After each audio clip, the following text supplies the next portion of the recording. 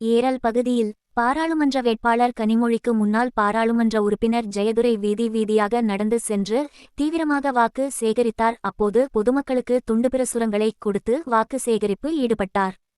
பெருவெள்ளத்தால் பாதிக்கப்பட்ட தூத்துக்குடி மக்களுக்கான நிவாரணப் பணிகளில் தன்னை முழுவதுமாக அர்ப்பணித்த மக்களின் வெற்றி வேட்பாளர் கனிமொழி கருணாநிதிக்கு உதயசூரியன் சின்னத்தில் வாக்களிப்பீர் என வீதி வீதியாக நடந்து சென்று ஏரல் பகுதியில் பாராளுமன்ற வேட்பாளர் கனிமொழிக்கு முன்னாள் பாராளுமன்ற உறுப்பினர் ஜெயதுரை வீதி வீதியாக நடந்து சென்று தீவிரமாக வாக்கு செய்தார். அப்போது பொதுமக்களுக்கு துண்டுபிரசுரங்களை கொடுத்து வாக்கு சேகரிப்பு ஈடுபட்டார்.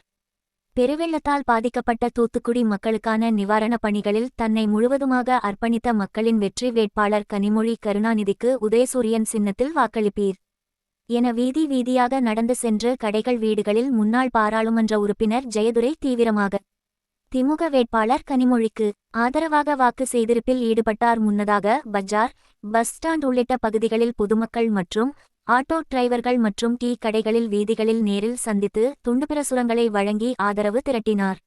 இந்தியா கூட்டணி சார்பில் தூத்துக்குடி தொகுதியில் போட்டியிடும் கனிமொழி எம்.பி. அவர்களை மீண்டும் வெற்றி பெற வைத்திட வேண்டும் என்று கேட்டுக்கொள்கிறேன் என்றார்.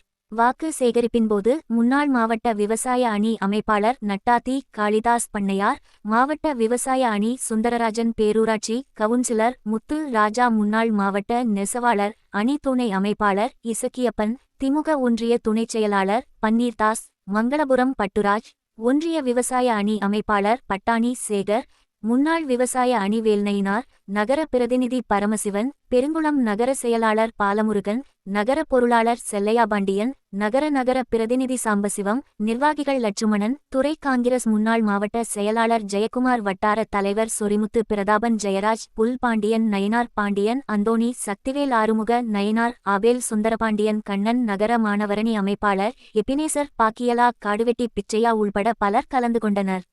ஆதரவாக வாக்கு சேகரிப்பு முன்னாள் எம்.பி.